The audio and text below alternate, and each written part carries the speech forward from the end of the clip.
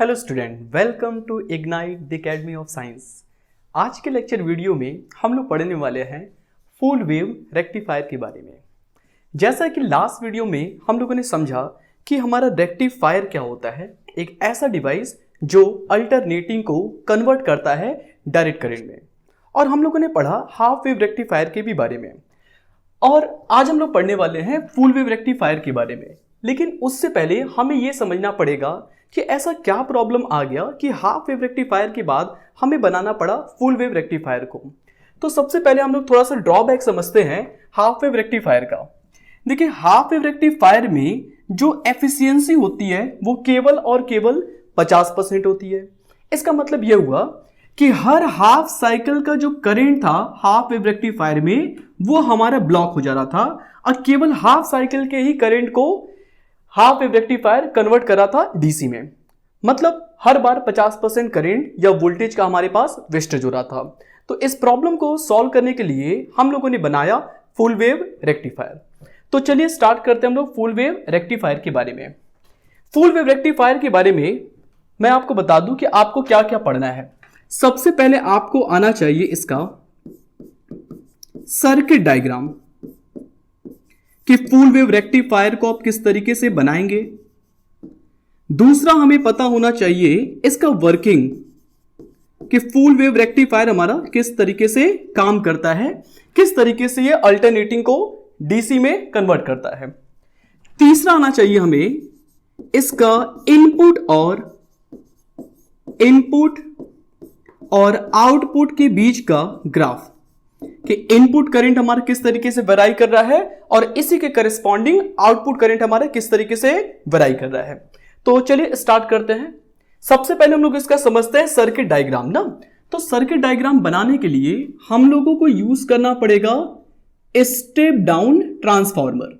आपको याद होगा कि मैंने बताया था लास्ट वीडियो में, जब भी डायोड का यूज हमें करना होगा हमें लगाना होगा उसके पहले स्टेप डाउन ट्रांसफार्मर। ऐसा क्यों करते हैं? क्योंकि सप्लाई कितना 220 वोल्ट, और डायोड वगैरह जो होते हैं उनको मैक्सिमम हम लोग दे सकते हैं 5 वोल्ट या 10 वोल्ट के आसपास। इससे ज्यादा देने पे डायोड क्या होगा? डैमेज होगा। तो डायोड को कनेक्ट करने से पहले हम लोगों को वोल्टेज को कम करना पड़ेगा, इसलिए हम लोग क्या बनाएंगे? पहले step down transformer. Step down transformer बनाने का क्या तरीका है कि 2 कॉइल हमें लेना होगा।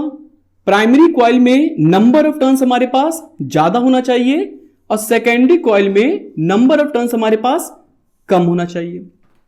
हाफ वेव रेक्टिफायर में हम लोगों ने एक डायोड का यूज किया था, और फुल वेव रेक्टिफायर में हम लोग यहां पे यूज करने वाले हैं 2 डायोड को। एक डायोड इस तरीके से ऊपर और एक डायोड आप यहां पे लगा देंगे नीचे की तरफ।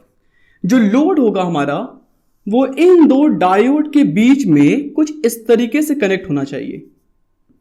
ये हमारा हो गया यहां पे लोड। इस लोड पे हम लोग पाएंगे आउटपुट को। इसको कनेक्ट कर देते हैं इनपुट सप्लाई के साथ। ये हमारा एसी हो गया, ये इस तरीके से, और यहां से लेकर के यहां तक बन गया आपका स्टेप डाउन ट्रांसफार्मर। और हम लोगों ने यहां पे लगा दिया 2 डायोड। एक डायोड का नेम कर दें आप D1 और एक डायोड का नेम हम लोग कर देते हैं D2। तो फुल वेव रेक्टिफायर का हम लोगों ने एक पार्ट समझा कि किस तरीके से सर्किट डायग्राम को कंस्ट्रक्ट करेंगे। ध्यान रखिएगा, आपको 2 डायोड का रिक्वायरमेंट होगा। स्टेप डाउन ट्रांसफार्मर के साथ आप लगाएंगे और लोड को इन 2 डायोड के बीच में कुछ इस प्रकार हम लोग इसको कनेक्ट करेंगे। अब सेकंड पार्ट इसका आता है वर्किंग, कि किस तरीके से ये कन्वर्ट करता है अल्टरनेटिंग को डायरेक्ट करंट में। तो चलिए वर्किंग समझते हैं। आपको याद होगा कि अल्टरनेटिंग करंट हमारा जो होता है वो कंटिन्यूअसली फ्लक्चुएट करता है। मतलब हर एक पर्टिकुलर टाइम के बाद अपने डायरेक्शन को क्या करता है? ये बदलता रहता है। तो डायरेक्शन को समझने के लिए हम लोग इसका जो टाइम पीरियड है वो मान लेते हैं कितना? 2 सेकेंड, ताकि बेटर तरीके से हमें ये समझ में आ जाए।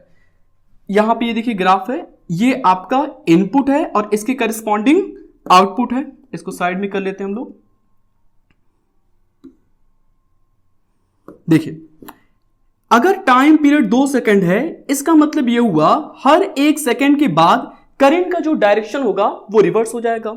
तो 1 सेकंड में करंट हमारा पहले पॉजिटिव हाफ में जाएगा और अगले सेकंड में करंट हमारा नेगेटिव हाफ में जाएगा। कहने का मतलब 1 सेकंड हमारा करंट ऊपर से इस तरीके से फ्लो करना चाहेगा और अगले सेकंड करंट का जो डायरेक्शन होगा वो हमारा रिवर्स हो जाएगा। मतलब जो करंट का डायरेक्शन होगा वो इस बार इस तरीके से फ्लो होगा। तो सबसे पहले हम लोग फर्स्ट हाफ साइकिल को समझते हैं। ये देखिए हमारा इनपुट वोल्टेज का ग्राफ है, ये हमारा फर्स्ट हाफ साइकिल। मतलब ये कि जब करंट हमारा इस तरीके से जाने का कोशिश कर रहा है, मान लेते हैं कि करंट हमारा फर्स्ट हाफ साइकिल में इस तरीके से फ्लो होने का कोशिश कर रहा है, तो जब करंट इस साइड से इस साइड जाना चाहेगा तो देखिए ये हो गया P साइड, ये हो गया N साइड। मतलब जब करंट P से N की तरफ जाता है तो डायोड काम कैसा करता है? डायोड काम करता है हमारा फॉरवर्ड बायस के जैसा। तो यहां से करंट इजीली हमारा पास होगा यहां पे, यही करंट यहां तक आएगा। अब इस करंट के पास दो ऑप्शन है, एक तो लोड की तरफ जाने का और दूसरा डायोड D2 की तरफ जाने का। तो लोड की तरफ कुछ हिस्सा जाना चाहिए, कुछ हिस्सा डायोड D2 की तरफ आना चाहिए। थोड़ी देर के लिए समझ लेते हैं कि कुछ करंट हमारे यहां पे जाने का कोशिश कर रहा है, बट देखिए ये हिस्सा कौन सा है? ये हिस्सा है डायोड का N साइड और ये हिस्सा डायोड का P साइड। और जब करंट डायोड के N साइड से P साइड की तरफ जाने का कोशिश करता है तो डायोड हमारा काम करता है as a reverse bias. Reverse bias में डायोड के थ्रू करंट फ्लो नहीं करता है, क्योंकि उस टाइम जो डायोड होगा वो बहुत ही ज्यादा रेजिस्टेंस ऑफर करेगा, तो करंट यहां से फ्लो नहीं हो सकता है। मतलब फर्स्ट हाफ साइकिल में जो भी करंट हमारा इस डायोड D1 से फ्लो किया वो सभी करंट को पास होना पड़ेगा लोड RL से। तो फर्स्ट हाफ साइकिल का इनपुट हमारा ये हो गया और इसी के करस्पॉन्डिंग हम लोगों ने बनाया हुआ है आउटपुट। जितना करंट देखिए ये गया उतना ही करंट हम लोगों को लोड में मिला। और जिस तरीके से करंट या वोल्टेज वेरी कर रहा है, आउटपुट पे भी करंट या वोल्टेज का जो वेरिएशन है बिल्कुल सिमिलर है। अब हम लोग समझते हैं सेकंड हाफ साइकिल को ना। ये देखिए यहां से लेकर के यहां तक सेकंड हाफ साइकिल है। सेकंड हाफ साइकिल का जो डायरेक्शन है वो रिवर्स हो गया।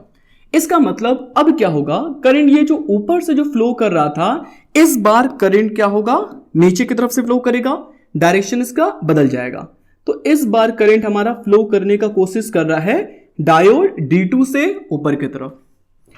अब क्या होगा, जब करंट हमारा I फ्लो करेगा डायोड D2 से आगे की तरफ, तो ये डायोड का हिस्सा हो गया P साइड और ये हिस्सा हो गया N साइड। तो करंट ये जो डायोड D2 हुआ इस करंट के लिए कैसा काम करेगा, फॉरवर्ड, क्योंकि करंट फ्लो कर रहा है हमारा P साइड से N साइड की तरफ। और फॉरवर्ड बायस में करंट जितना भी आएगा उतना करंट ये आगे की तरफ फ्लो कर जाएगा। मतलब इस बार डायोड D2 जो है वो एक्ट कर रहा है एज अ फॉरवर्ड बायस। इसके पहले वाले साइकिल में डायोड D1 हमारा एक्ट कर रहा था एज अ फॉरवर्ड, और नेक्स्ट हाफ साइकिल में डायोड D2 काम कर रहा है कैसा, फॉरवर्ड बायस में। अब ये करंट हमारा जब ये आगे गया तो इस करंट के पास भी दो रास्ते हैं। एक कुछ हिस्सा हो सकता है लोड की तरफ जाए और कुछ हिस्सा करंट का हमारा किधर फ्लो कर सकता है, डायोड D1 की तरफ। जब ये करंट हमारा डायोड D1 की तरफ से फ्लो करने का कोशिश करेगा तो वही प्रॉब्लम होगा जो फर्स्ट हाफ साइकिल में D2 के साथ हुआ था। डायोड D1 हमारा N साइड से P साइड की तरफ करंट फ्लो करने का कोशिश कर रहा है। मतलब डायोड D1 हमारा कैसा काम किया, डायोड D1 काम किया हमारा एज अ रिवर्स, और रिवर्स बायस में करंट फ्लो हमारा नहीं होता है। मतलब इस बार करंट ऊपर साइड से नहीं फ्लो हो पाएगा।